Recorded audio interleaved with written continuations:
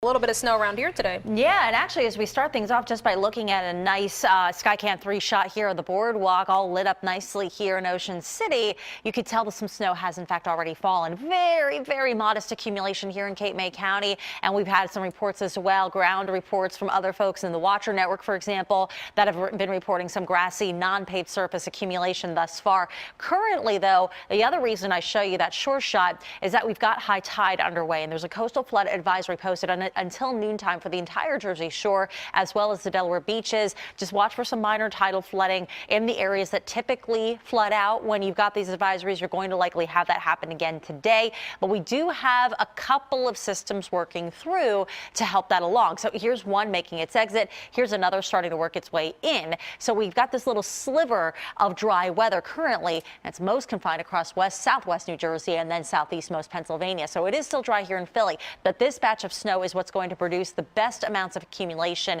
across the city and pretty much everywhere else today, even despite what that first system had a chance to leave behind so far. It's a very generic snowfall map because this really does cover the region.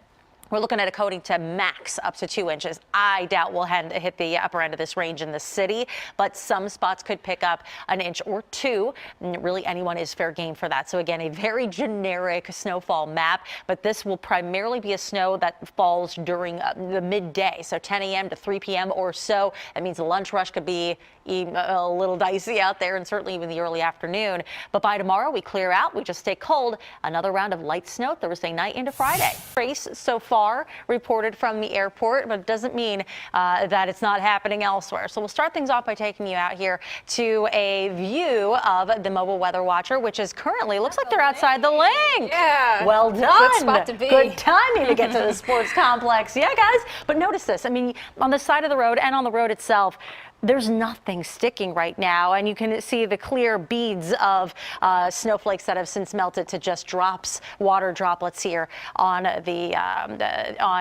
what is the word I'm looking for? The hood of the weather watcher. Yeah, it's late in the day. You know how like you get to that point of the day where you're at the end of your day, like what's that word again? Yeah, so clearly some beads of moisture out there, but it's again more than anything just a damp and a wet ride out there for the lunch rush. Let's switch it over here and take a look at one of our live neighborhood network shots where it's almost like a different day when you look at this shot because it seems like something completely different is happening. It's the same system, and it's just having the opportunity to bring down some snow a little bit more heavily here across places like Reading or just next door to it here in West Lawn, PA. But I also show you this camera because look at the shaking going on. The wind has really begun to pick up out there. And outside Whitfield Elementary School, granted, it may not be sticking easily to the playground, but there's a lot of shaking going on, meaning that the temperature of 25 is probably going to feel that much chillier anytime you feel that wind blow. Let's go all the way out to the shore points. You had a coastal flood advisory up and down the Delaware beaches and Jersey shoreline earlier on today. That's now been allowed to expire, but the high tide has since receded too. It was a minor flooding issue.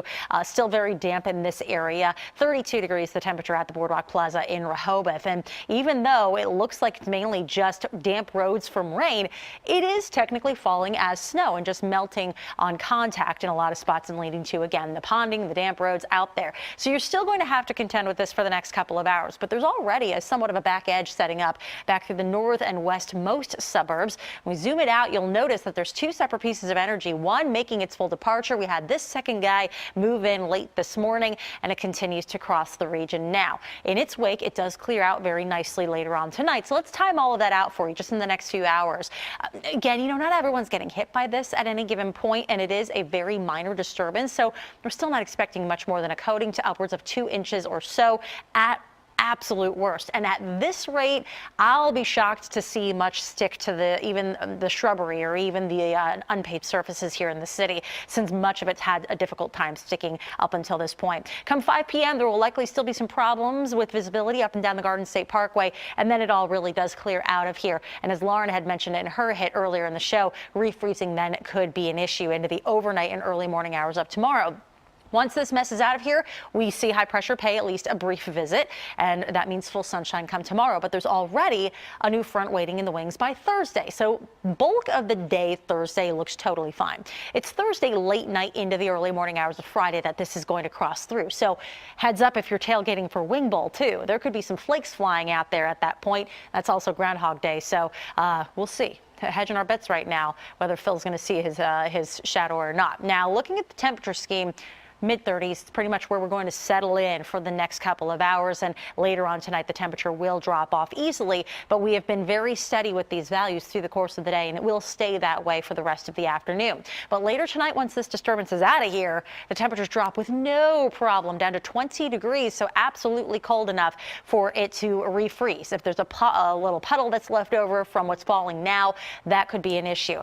Looking forward, though, we do have these additional chances for snow that we talked about. So again, early Friday morning, maybe minor nuisance accumulations at worst. And then again on, Super Bowl Sunday, maybe a little light snow once more pushing through. The key here, though, none of these systems looks like a major one for our area.